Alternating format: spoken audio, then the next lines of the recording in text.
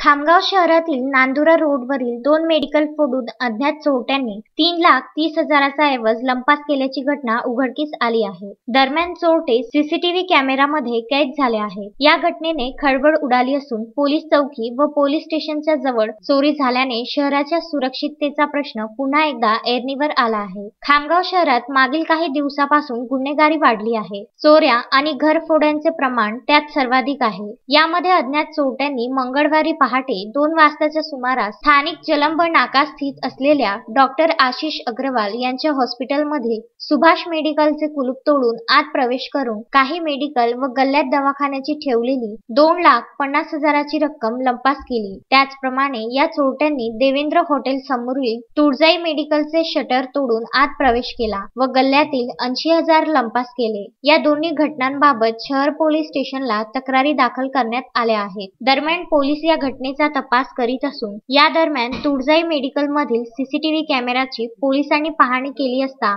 2 चोरटे मेडिकलमध्ये चोरी करताना दिसून आले आहेत. या दिशेने पोलीस तपास सुरू असल्याचे पोलीस सूत्रांनी सांगितले. मोहम्मद फारूक, विदर्भ न्यूज, खामगाव.